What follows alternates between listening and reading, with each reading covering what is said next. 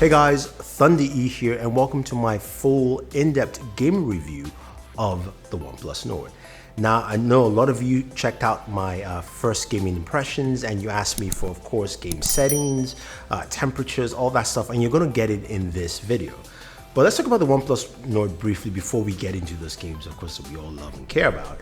Now, this device sports a 6.4-inch display. It's a 90 Hz display, which is what we like for gaming, which means, more fluid gameplay. We should get higher frame rates if possible. Now, the touch sampling, of course, is not increased from 60 Hz, so you will notice that while you're gaming, it just feels a little bit sticky, not as smooth as you would like, but it's still really solid all the way through. Now, in terms of specs, you're running the Snapdragon 765 processor. It's a 5G processor. Also, this is a powerful processor that should give you some good gameplay. Now, when you guys checked out my gaming first look, a lot of the games ran well and smooth, but you cared about how the performance is. And we'll talk about performance, and also we'll talk about battery life as well, because it houses a 4100 roughly milliamp battery, and it's also got Warp 32 charging, so you're getting the same fast charging you would expect on devices like the OnePlus 8 and OnePlus 8 Pro on this device as well. So fast charging is there, but how about battery dissipation, especially when you're gaming? So what we're going to take a look at first is some of the games. So Call of Duty Mobile, of course, PUBG Mobile, Fortnite. We're going to take a look at also a few other games like Vainglory as well, and two other games that I think you guys would definitely like. But we'll show you the settings for each game, telling you where the graphic settings are, and then after that, we'll see some gameplay and we'll talk.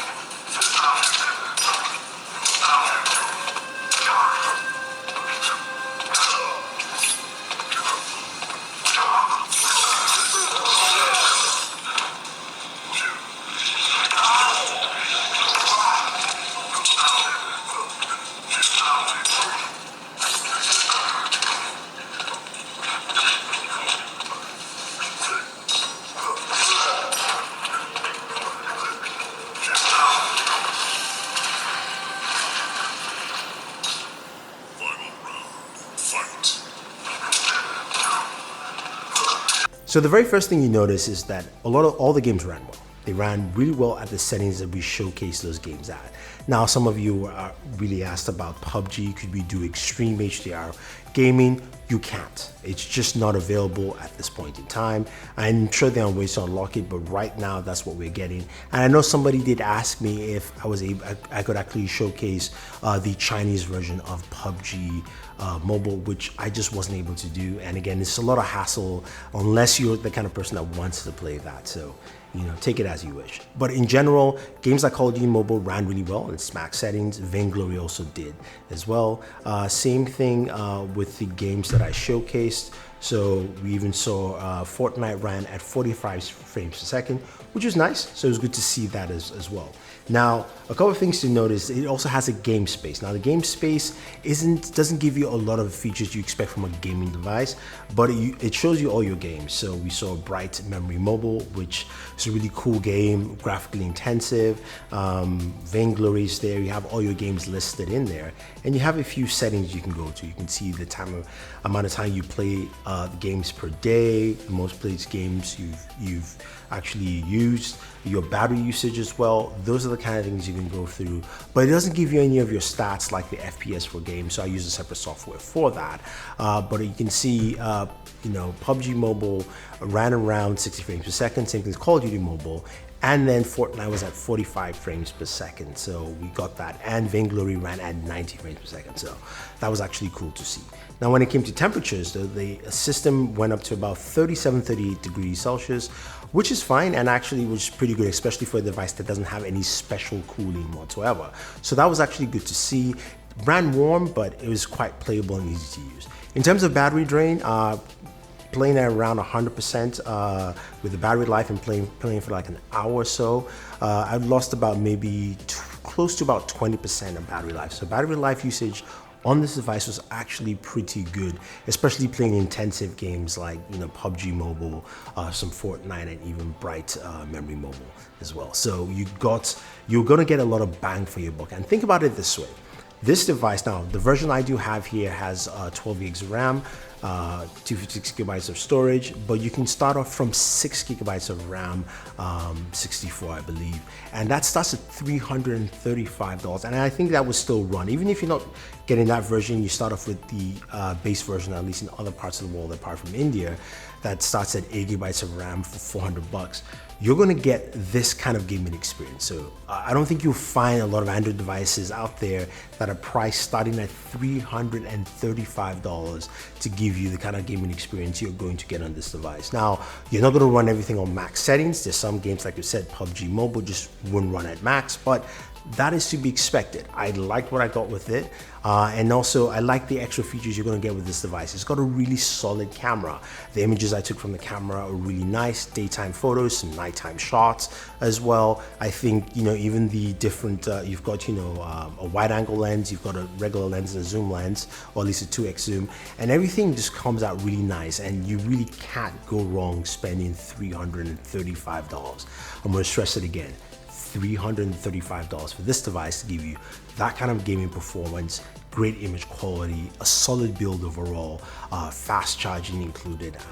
I mean, what's not to like? I think overall, if you're a gamer, if you're looking to cut costs and not spend a lot of money, the Oneplus Nord is probably the device you should pick up. It's going to be one of my top devices of this year, not just because its price point is really attractive, but it's the combination of the price point and the fact that the performance is packed in, and you're going to see a lot of good things from it. Now, if you want to see some camera comparisons, I was thinking of doing one, but definitely go ahead and check out my buddy Super Saf. He's doing a camera comparison with another device that's priced at $400, the iPhone SE, to see how well they actually compete with each other. So check that out. But any more things you want to know about gaming on this device, let me know. Check out the gaming first look. Also check out this video. Leave your comments down below if you have any comments, and don't forget to like, share, and subscribe. This is Thunder E saying thank you, and always enjoy entertainment.